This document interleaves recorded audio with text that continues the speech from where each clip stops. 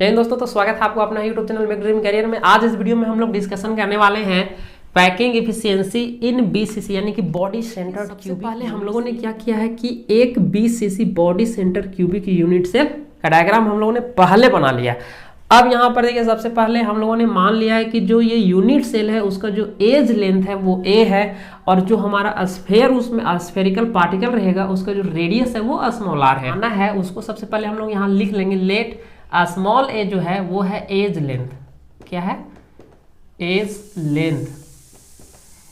Length of cube का edge length है, और जो स्मॉल आर है वो है रेडियस। क्या है? रेडियस ऑफ स्फेरिकल पार्टिकल का क्या है? रेडियस है। अब देखिए, हम लोग यहां से एक क्या लेंगे, एक हम लोग यहां से लेंगे ट्रायंगल, और उसमें हम लोग लगाएंगे पाइथागोरस परिमेय। देखिए अब यहां पर जो हम लोग क्यूब्स है, ये क्यूब्स, उसमें से देखिए ये वाला जो है आपका फेस, इसका यहां पर आपका दो राइट एंगल ट्रायंगल बनेगा। देखिए यहां से दो राइट एंगल ट्रायंगल बनेगा, एक यहाँ 90 डिग्री बनेगा, एक यहाँ 90 डिग्री बनेगा। तो चाहे आप ये लीजिए चाहे ये लीजिए, तो ये वाला जो आपका फेस है वो फिगर में कुछ इस तरह से दिखाई दे रहा है।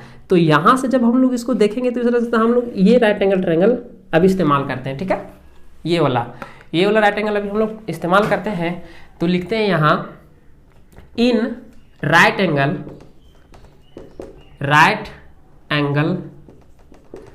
ट्रायंगल। ठीक है, छाप देते हैं right angle triangle DCF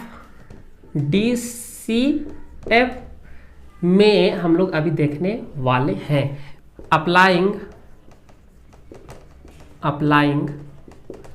Pythagoras theorem.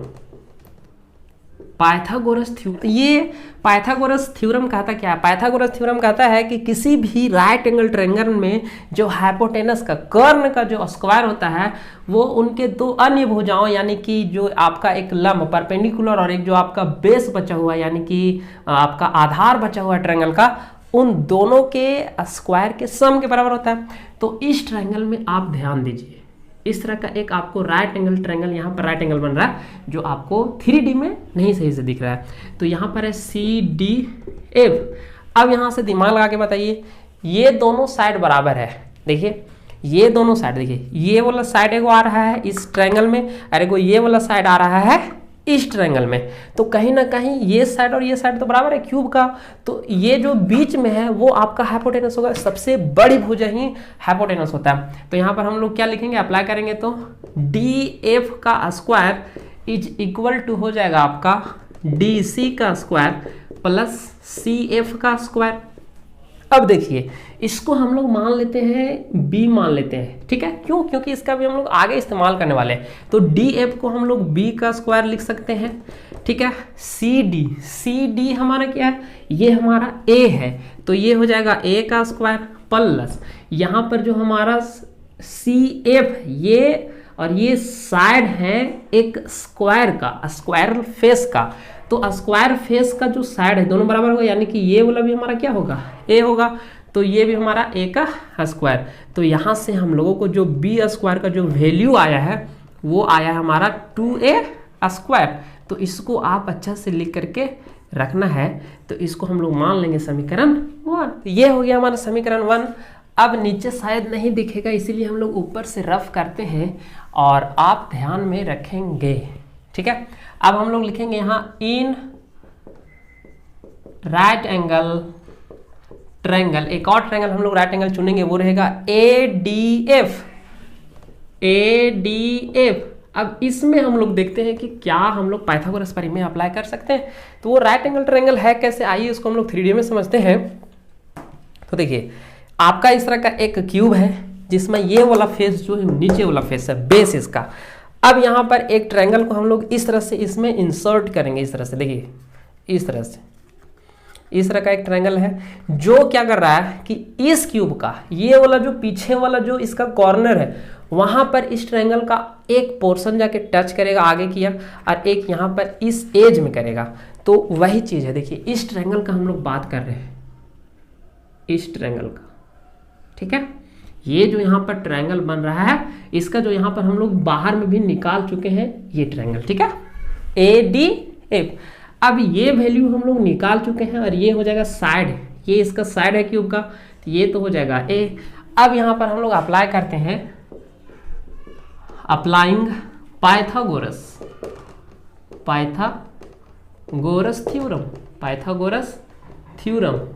Theorem apply करेंगे तो क्या होगा, इसका हाइपोटेनस देखिए, जब हम लोग क्यूब में इसको डाल रहे थे तो सबसे लंबा साइड तो ये वाला है जो जा कहाँ रहा है, जो नीचे से आपका इस अपर फेस में जा रहा है, यानी कि नीचे से अपर फेस AF, ठीक है, AF अपर फेस। दूसरा साइड का है, ये नहीं समझना कि सामने, नहीं, इस क्यूब का एक इधर डायगोनल, बॉडी डायगोनल में, ठीक है। तो ये हमारा इसका AF जो है वो इसका हाइपोटेनस है, यानी कि कर्ण है। अब हम लोग यहाँ पर बात करते हैं बेस का, तो ये हमारा है DF का स्क्वायर प्लस, और ये हमारा AD हो जाएगा, क्या हो जाएगा, AD का स्क्वायर। अब देखिए जो DF है उसी को हम लोग B मान चुके हैं, क्या मान चुके हैं, B, DF को हम लोग B मान चुके हैं, तो यहाँ से AF का जो स्क्वायर है वो आ जाएगा आपका B का स्क्वायर प्लस DF का जो हम लोग B मान चुके हैं B का स्क्वायर प्लस AD हमारा साइड है क्यूब का, तो ये A स्क्वायर हो जाएगा। अब यूज करेंगे क्या, फ्रॉम इक्वेशन 1, तो इक्वेशन 1 से हम लोग B का वैल्यू हम लोग पुट कर सकते हैं, तो क्या हो जाएगा, AF square equal to B का वैल्यू हम लोग डायरेक्ट पुट करेंगे, ये हमारा आएगा कितना, 2A square plus A square, ठीक है। अब इसके बाद हम लोग क्या करेंगे, AF का square equal to 3A square आ गया, यहाँ तक तो कोई दिक्कत नहीं है। अब इसका काम हो गया खत्म, तो मिटा देते हैं हम लोग, ठीक है। अब देखिए AF जो है वो क्या है, तो AF में देखिए यहाँ से एक R है, AF बराबर देखिए यहाँ से R प्लस, देखिए R प्लस R, 2 R इस सर्कल का यहाँ पर हो जाएगा सेंटर, सर्कल नहीं स्फेयर, तो उसका हो जाएगा सेंटर, मतलब 2 R प्लस एक यहाँ पर R है तो 3 R। यहाँ से यहाँ तक पहुँचने में 4 बार R को जोड़ रहे हैं हम लोग, तो ये हो जाएगा AF जो है वो 4R के बराबर हो जाएगा। तो AF के स्थान पर हम लोग क्या लिख सकते हैं, 4R का स्क्वायर, यहाँ हो जाएगा 3A स्क्वायर। तो ये समझ में आ गया होगा AF कैसे हुआ, A इसका डायगोनल यानी कि 2R, फिर ये आपका R, ठीक है। तो उम्मीद है कि वो तो आपको समझ में आ गया होगा। अब इसको हम लोग लिखेंगे 4 का स्क्वायर 16R का स्क्वायर हो जाएगा आपका R square equal to 3A square. अब देखिए यहाँ से हम लोग निकालेंगे, क्या करेंगे, हम लोग लेते हैं यहाँ से square root on both side, taking square root on both this side, ठीक है, दोनों तरफ हम लोग क्या लेंगे, स्क्वायर रूट लेंगे। तो 16R square is equal to इधर लेंगे 3A स्क्वायर। अब देखिए यहाँ 16 का वर्गमूल तो आपका 4 आ जाएगा, R स्क्वायर है मतलब R बाहर आ जाएगा, ठीक है। इधर √3 का वर्गमूल नहीं आता है और √A स्क्वायर का वर्गमूल A आएगा। अब यहाँ से अगर आपको निकालना है एटॉमिक रेडियस तो R बराबर आएगा √3/4A। तो ये एफिशिएंसी, तो अब हम लोग लिखेंगे यहाँ 9 कैलकुलेशन फॉर पैकिंग एफिशिएंसी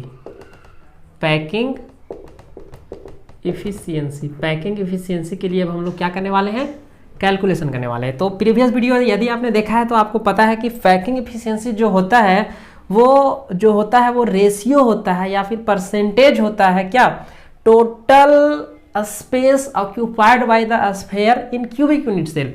तो सबसे पहले आपको स्फीयर का वॉल्यूम निकालना पड़ेगा, यानी कि स्फेरिकल जो पार्टिकल है क्यूबिक यूनिट सेल में उसका टोटल वॉल्यूम निकालना पड़ेगा, और उसके बाद क्यूबिक यूनिट सेल का वॉल्यूम निकालना पड़ेगा, ठीक है। इस दोनों का वॉल्यूम हम लोग निकालेंगे। तो चलिए एक एक करके हम लोग वॉल्यूम का बात पहले कर लेते हैं, उसके बाद हम लोग आगे देखेंगे। तो यहाँ सबसे पहले हम लोग लिखेंगे वी नो दैट हम लोग क्या जानते हैं, volume of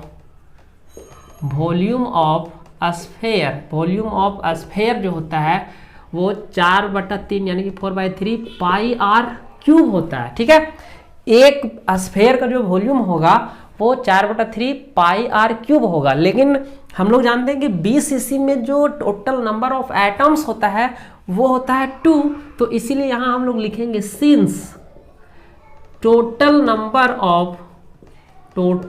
of particles in BCC is equal to 2 है, इसलिए volume occupied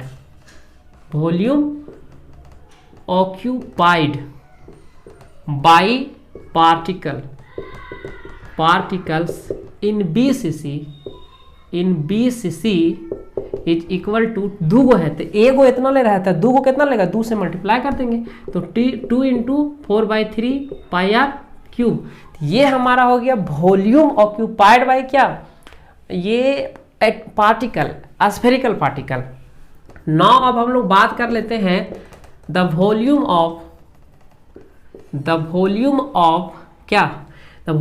of cubic unit cell, यानी कि यूनिट सेल डायरेक्ट लिख देते हैं, यूनिट सेल। तो ये है हमारा क्यूब का होता है एज, ADGE, एज का क्यूब यानी कि साइड का क्यूब।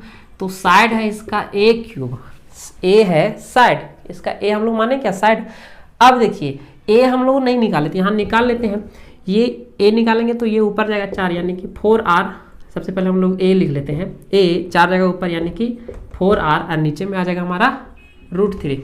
तो पुट कीजिए वैल्यू 4r √3 पुट कर दिए, ए का वैल्यू। अब इसका कैलकुलेशन करेंगे तो यहाँ से हमको मिलेगा क्या, ये मिल जाएगा हमारा 4 का क्यूब करेंगे तो 64, r का क्यूब करेंगे तो r क्यूब, और 3 का √3 इंटू √3 तो 2 को मिला के हो जाएगा 3 यानी कि 3√3।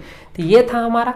यहाँ के बाद अब हम लोग क्या करेंगे, चलिए, तो हमको वॉल्यूम पता चल गया।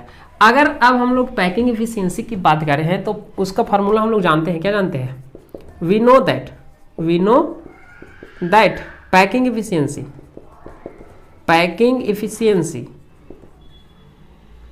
CNCI, पैकिंग एफिशिएंसी जो होता है वो होता है वॉल्यूम ऑक्यूपाइड बाय पार्टिकल्स, उसके बट्टा में होता है टोटल वॉल्यूम ऑफ क्यूब, और इधर होता है 100%। तो चलिए अब हम लोग इसको कैलकुलेशन करते हैं। तो वॉल्यूम ऑक्यूपाइड, तो यहाँ से हम लोग मिटाते हैं, थोड़ा सा नोट्स आप तैयार करते चलेंगे साथ साथ। तो पैकिंग एफिशिएंसी जो है, पैकिंग एफिशिएंसी बराबर हो जाएगा volume occupied by the particle. तो पार्टिकल के द्वारा कितना ऑक्यूपाइड है, ये है, यानी कि 2, ऊपर में दिखेगा कि नहीं दिखेगा, दिखना चाहिए, 2 इंटू 4/3 पाई आर क्यूब, और नीचे में कितना है, नीचे में आपका हो जाएगा ये क्यूब का वॉल्यूम। तो ये है हमारा कितना, 64 r क्यूब, और नीचे में है हमारा 3√3। तो चलिए अब नीचे का सारा काम हो गया, तो अब हम लोग सबको डिलीट कर सकते हैं। ये यहाँ पर 100% भी मल्टीप्लाई में रहेगा आपका। अब देखिए यहाँ पर कैलकुलेशन की बारी आता है, तो देखिए सबसे पहले हम लोग इसको क्या लिख सकते हैं, 4 दूनी 8, इसको हम लोग थोड़ा अच्छा से कहते हैं 4 दूनी 8/3 पाई आर क्यूब। उसके बाद देखिए ये नीचे बटा का बटा है तो ये ऊपर जाएगा, ठीक है, इंटू 3√3, और नीचे में रहेगा हमारा 64 r क्यूब, ठीक है। ये मेन बटा ये है, ये नीचे है 1 2 3 4, तो 4 वाला ऊपर चल जाता है, चल गया, ठीक है। अब देखिए यहाँ से r क्यूब से r क्यूब कट जाएगा, 8 64 कट जाएगा, 3 से 3 कट जाएगा, इधर एगो 100 बचा हुआ है, 100%, ठीक है। अब यहाँ पर देखिए क्या होगा, से बचा क्या क्या है, यहाँ पाई बचा हुआ, यहाँ √3 बचा हुआ है, इधर 8 बचा हुआ है, इधर 100% बचा हुआ है। अब इसका जब हम लोग कैलकुलेशन करेंगे, पाई का मान बैठाएंगे 22/7, 1/8, √3 का जो मान होता है 1.63 होता है, इंटू 100%। इसको जब हम लोग सॉल्व करेंगे तो ये आएगा 67.96%, लगभग इतना आता है। इसी को हम लोग अप्रोक्स अगर लिखना चाहें तो देखिए ये बहुत कम है, बहुत कम है, ठीक है, यानी कि थोड़ा सा और रहता तो ये 68 हो जाता, तो इसको हम लोग 68 मान लेंगे, 68%। ये था हमारा पैकिंग एफिशिएंसी। अब फ्री एफिशिएंसी देख लेते हैं। फ्री एफिशिएंसी क्या होगा, टोटल 100% होता है, ठीक है, टोटल 100% है, जिसमें से भरा हुआ कितना 68%, इसको घटा देंगे हम लोग, तो ये हो जाएगा 32%, कितना 32% उसमें फ्री है, मतलब कि body centre cubic unit cell जो है उसमें 32% खाली जगह रहता है और बाकी 68% में भरा हुआ रहता है। ठीक है, मिलते हैं नेक्स्ट वीडियो।